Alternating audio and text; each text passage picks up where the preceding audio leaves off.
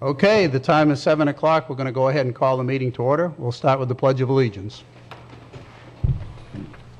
I pledge allegiance to the flag of the United States of America and to the republic for which it stands, one nation, under God, indivisible, with liberty and justice for all. I want to welcome you all here tonight.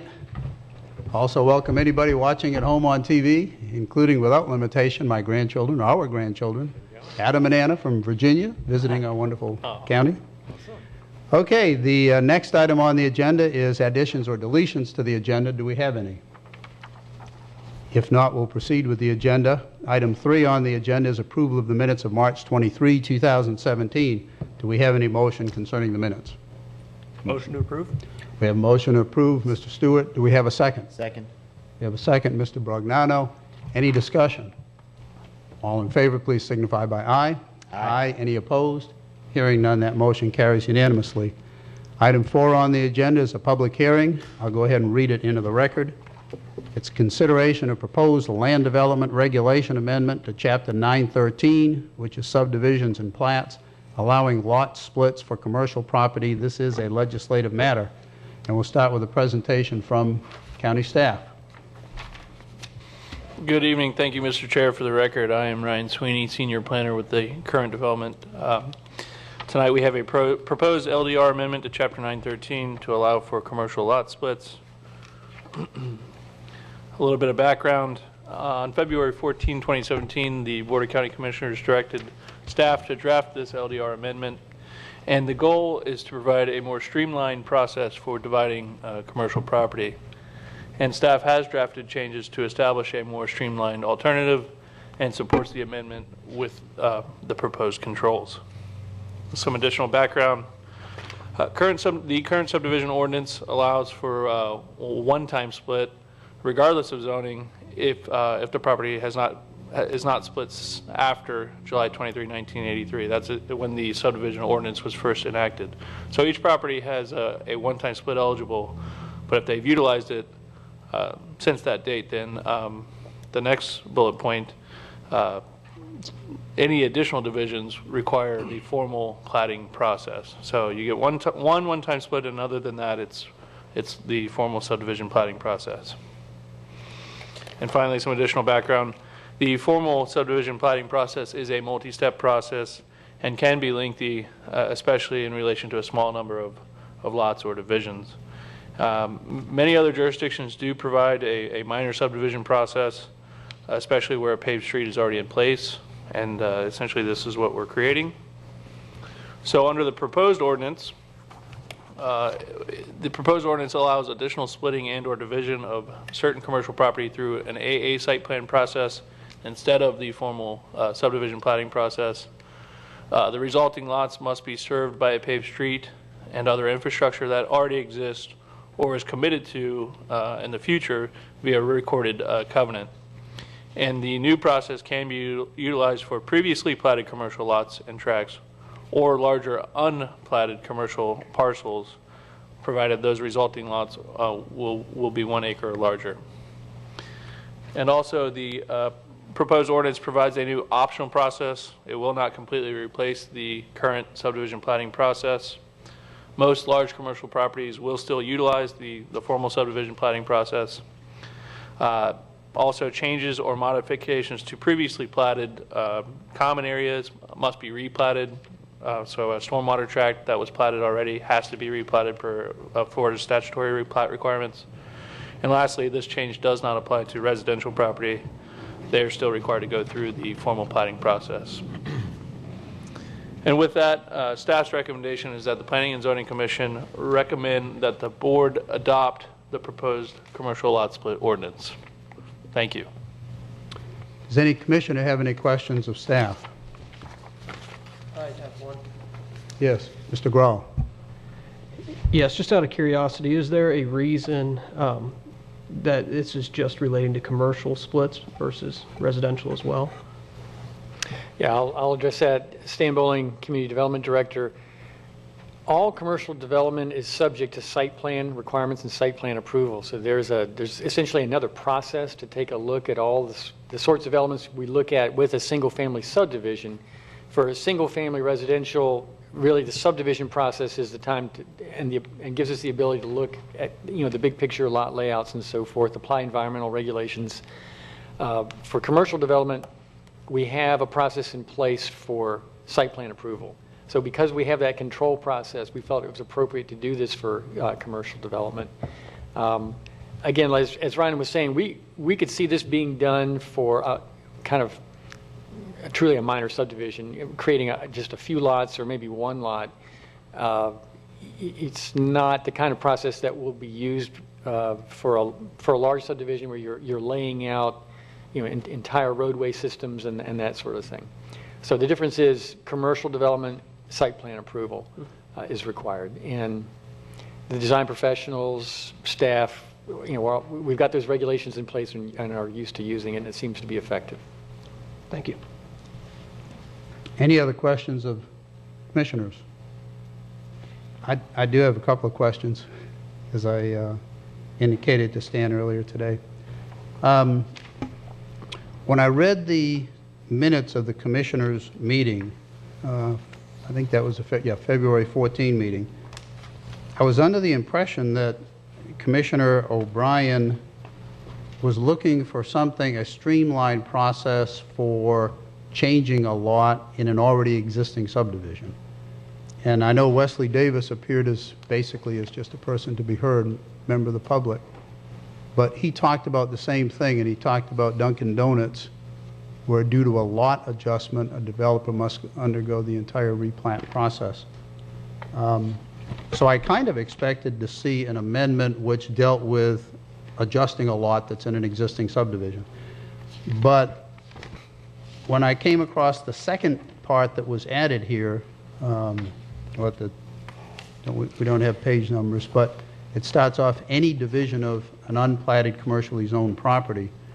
I was surprised because I assumed that can extend to a subdivision being initially created as opposed to an adjustment of an existing subdivision. And my first question is, how did we get to that stage or that issue based on the commissioners' meeting on February 14, where it seemed they were interested in the adjustment to a lot? Right. Actually, the unplatted parcel situation was the initial situation that Commissioner O'Brien and other commissioners had mentioned to me. It may not be reflected in the minutes discussion. I think that's actually the case. Because we were approached by more than one owner of commercial property that's larger parcels. They're looking at wanting to sell off a large parcel or maybe two, and do the infrastructure, actually implementation later, when the site plan for the actual development on the commercial property goes forward.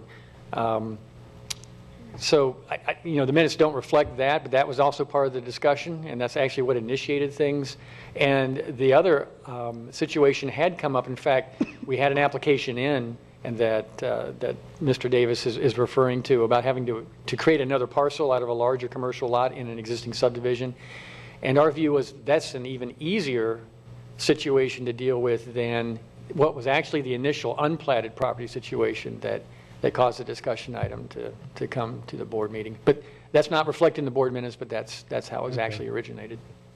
The second question I had, the language, the new language that you've added is part of a section. And the section starts off, the following activities shall be exempt from the provisions of this chapter, which is chapter 913. So I went to chapter 913 and started seeing some very detailed requirements for subdivisions subject to 913. So at least my initial thinking was, does that mean that a subdivision going newly created under this expedited process does not have to comply with all of those other things listed in 913.08, 09, I think 913.13, which is entitled Other Critical Subdivision Components. Can you assure me that a subdivision going under this newly created process will still have the same substantive requirements Right. Good point. In Chapter 913, the subdivision ordinance, there's a section at the very end of the subdivision ordinance that says when the county is looking at a subdivision project, we're also applying all of our environmental regulations, our traffic regulations, different infrastructure, utility regulations, and so forth. A similar and actually longer list is at the end of Chapter 914, the site plan chapter. So both site plan regulations and subdivision regulations specifically pull in all those other regulations and things that we look at. So going through simply the site plan process, all those other regulations will still apply when they apply. Obviously, if you come in with a property that has no jurisdictional wetlands, none of our wetland requirements would apply. But we would have the ability to apply them. Okay, so you're comfortable then that the same set of substantive regulations are going to apply regardless of which process is used by That's the correct. applicant? Okay. And the third thing I had was just a little drafting issue. If you look at Section 2, the newly added Section 2, let's see. Yeah, the language that on the far right side that starts off as demonstrated through an administrative approval, site plan, etc. You'll notice there's a comma right in front of that, which is good in my opinion, because what it means is all of the above listed items need to be demonstrated through that administrative approval process. If you look at Section 1, there is no comma in front of the as. And that, if you read the language, it actually suggests that the only part that needs to be demonstrated through the administrative approval is that it's served by adequate infrastructure. Because there's no comma, and it just runs only as to that requirement. I think a comma is needed in front of the as to reflect the fact that all of the above factors need to be demonstrated through the administrative approval process. And I would think that would be a good modification to make. That would be our intent. And that's a pretty substantial. It is. Look what we did tonight. Commas are We important. saved the republic. From a Scrivener's error. Okay.